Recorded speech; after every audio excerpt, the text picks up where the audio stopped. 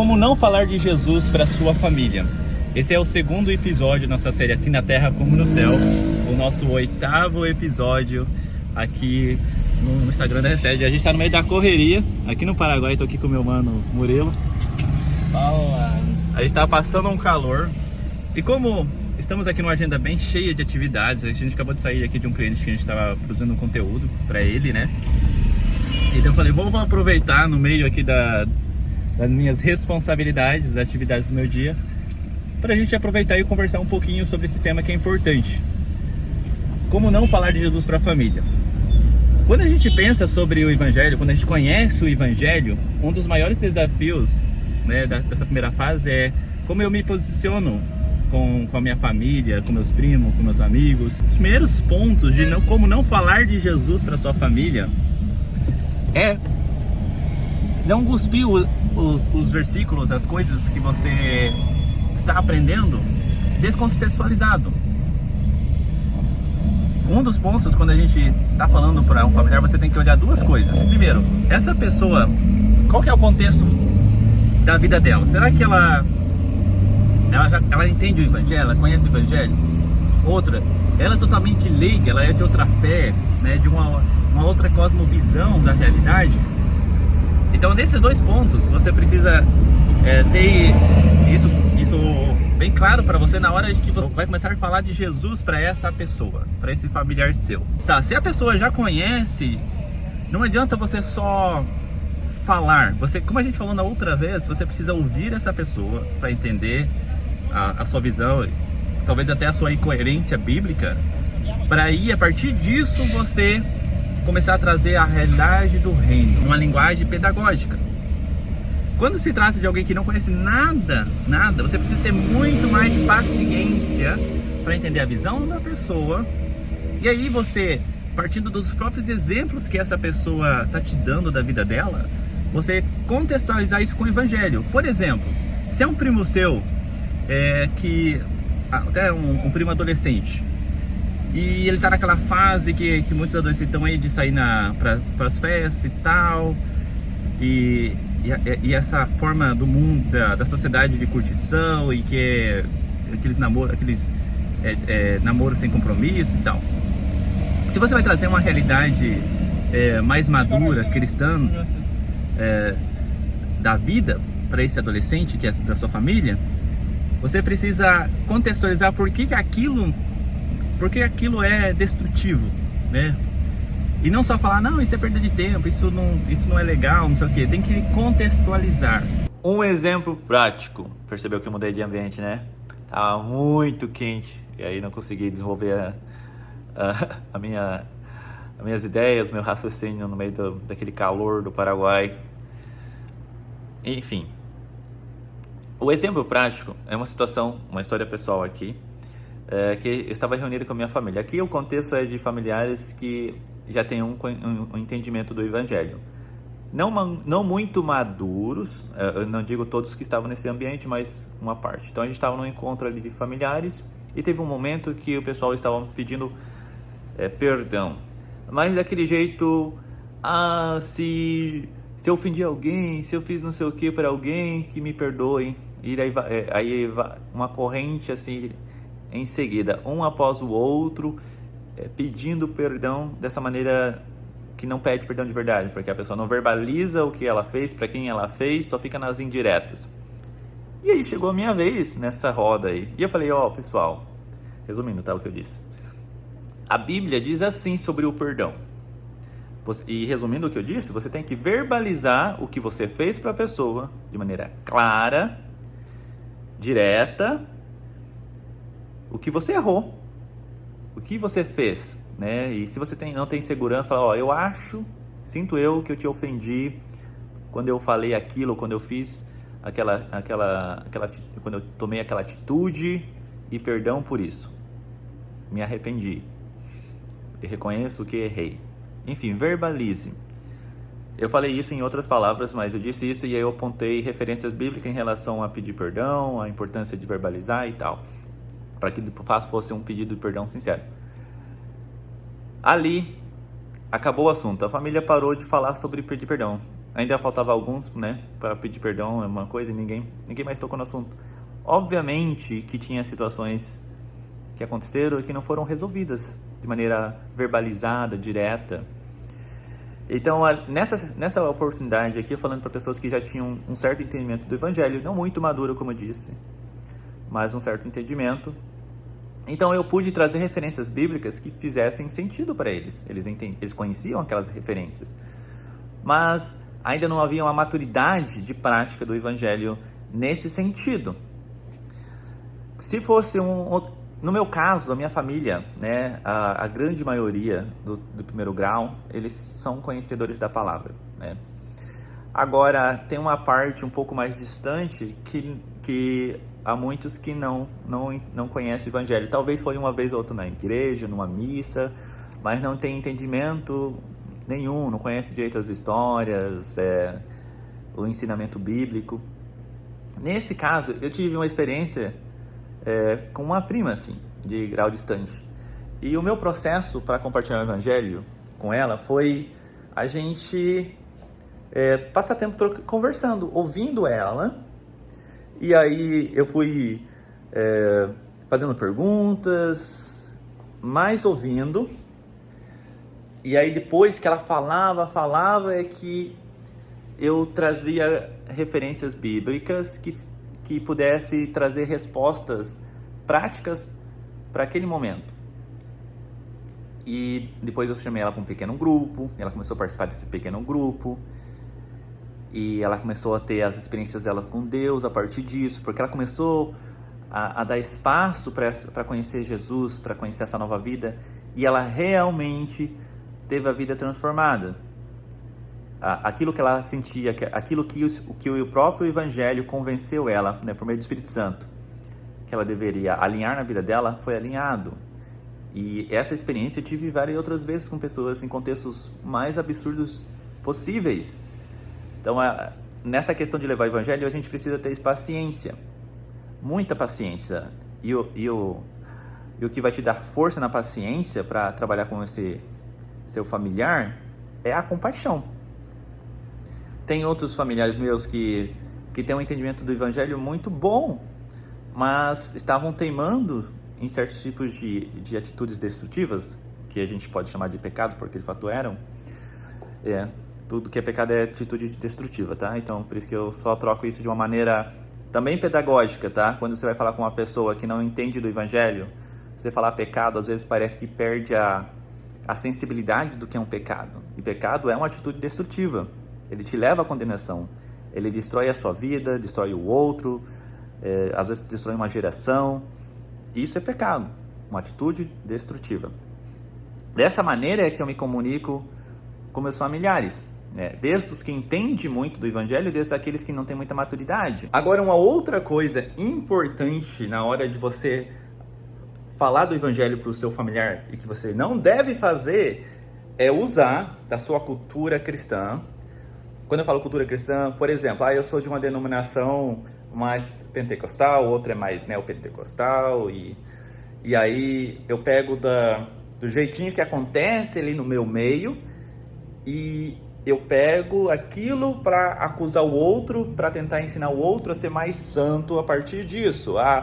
Se eu escuto só esse tipo de estilo musical, você não pode escutar o outro porque o outro é pecado, ou vice-versa. Você é muito travado, não pode, por que você não escuta mais esse tipo de música, sabe?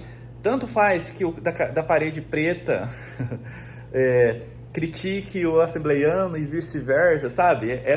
Essa briga que é inútil, isso não vale e não tem nada a ver com o Evangelho. Lembre aquele contexto no qual Paulo fala para a igreja, para os cristãos, assim: quem guarde o sábado, que não critique, não desrespeite quem não guarda. Quem come carne de porco, que respeite aquele que não coma carne de porco. E ele vai explicando sobre isso, né? Que o que importa é a essência do Evangelho. E se você está perguntando para mim qual é a essência do Evangelho, é porque você não entende o Evangelho. Se você está com dúvida sobre isso, então leia novamente todo o Novo Testamento, principalmente os Evangelhos. Mas leia de novo. Leia com atenção, leia todo dia um capítulo até que você entenda essa essência, né? Que é o Evangelho da Salvação, os princípios da santidade, que é muito mais do que sair daqui, meu coração, meus pensamentos, do que os costumes culturais, porque isso vai mudar. As pessoas que são cristãs, que seguem Jesus, que estão lá na Amazônia, que são indígenas, dessa cultura indígenas, eles não tomam a ceia do jeito que a gente toma. Eles tomam, às vezes, com açaí e água, alguma coisa nesse sentido. O Oriente Médio, os cristãos lá têm uma cultura um pouquinho diferente também. As músicas, né, elas têm culturas diferentes. Então, os cristãos do Sul, eles costumam consumir um tipo de música e isso influencia na cultura também cristã, do jeito de adorar a Deus, de compor as suas letras. Do norte do Brasil é outro jeito, e a gente precisa respeitar e focar na essência do Evangelho, porque o Evangelho, ele é acultural. O Evangelho, ele não tem a cultura humana, ele tem a cultura do céu, que é baseada em valores e princípios. Eu sei que isso é óbvio, parece que é coisa de coach falar isso, mas é real. Então não perder tempo brigando com essas coisas, porque isso você não, de forma alguma, vai ensinar para outra pessoa. Isso é cultura. Se a pessoa vai querer fazer parte da sua comunidade e aquilo faz sentido para ela, ela vai seguir e tal, porque se ela estiver naquela igreja, ela vai ter que respeitar a cultura daquela igreja. Mas se não, você foque apenas no Evangelho, apenas em incentivar a pessoa a ler a Bíblia, ela conhecer, porque assim, você não precisa de maneira agressiva apontar o que é errado. Quando a pessoa ela começar a ler a Bíblia, aí sim. Se a pessoa não te dá dando abertura, o seu familiar não está te dando abertura para falar do Evangelho, você vai ter paciência para abordar, porque assim, também não dá para você falar do Evangelho o tempo todo se você não tem abertura. Então, a maneira de você fazer isso é por meio de testemunhar na sua vida, e não é sendo aquela maneira religiosa de costumes, não, princípios. Você é honesto, você é transparente. Quando você fala de si e da sua vida, você fala com transparência. Você fica maquiando tudo daquele jeito gospel de falar e não falar nada, aquele jeito vago que as pessoas falam sobre a sua vida. Não, você é honesto, você paga as suas contas, você honra seus familiares. Quando eles te ajudam, quando eles te emprestam dinheiro, você paga de volta. Você respeita, você não fica de fofoca, falando mal, sendo traiçoeiro com seus familiares. Você honra as pessoas, você respeita eles. Agora, se você não respeita os seus familiares, não importa a postura deles, importa a sua, você que é o seguidor de Cristo, não é você que está querendo levar o Evangelho, é você que tem a responsabilidade de levar o Evangelho, porque você já entendeu que esse é o seu papel como seguidor de Cristo, que esse é o seu papel como representante de Deus aqui na Terra. É você que sobra essa responsabilidade, porque você é o que é o consciente disso. E não tem como você fugir. Você já ouviu a palavra. Não adianta você se fazer, porque você vai ser cobrado por toda a sua postura, por tudo o que você fala. Você vai ser cobrado por Deus naquele grande dia. Então não adianta, por exemplo, você dá testemunho de ser um seguidor de Cristo para os seus familiares. Não é sobre atitudes de maneira crua. Por exemplo, se você é uma pessoa que está sempre na igreja, né, na sua igreja local, se você ora, as pessoas são curadas, se você canta, as pessoas se enchem do Espírito Santo, se você doa muito, né, uma pessoa doadora, todas essas coisas têm seu valor, e se você é uma pessoa que faz isso, isso é bom, mas é aqui no coração, sabe? Amor. Tem muitas referências bíblicas que provavelmente que você conhece, né? Porque você é um seguidor de Cristo, você lê a palavra do Senhor que você segue, né? Que diz, né, que não importa se você expulsou demônios, falou em línguas, você curou pessoas, deu seu corpo a ser queimado. Se você não ama, não vale nada, irmão. E não é isso que testifica que você é um seguidor de Cristo. O que testifica é o seu coração. E é isso que vai marcar os seus familiares. Estamos todos nós conscientes que vamos eventualmente falhar. Mas tem uma média, né? Quando você falha demais com os seus familiares, quando falta para você compaixão demais, sabe? Isso é uma característica que os seus familiares lembram sobre você. Ah, ele não é confiável, ele mente demais, ele não é uma pessoa orgulhosa, não sabe lidar com crítica, é uma pessoa explosiva, desequilibrada. E vai pensando em todas as características. Se os seus familiares te veem assim, é porque você não é esse bom testemunho. Você está dando um bom exemplo do que não é ser um cristão. Você não está sendo uma ovelha de Cristo, está sendo bode, porque é os bodes que dão cabeçada nos outros.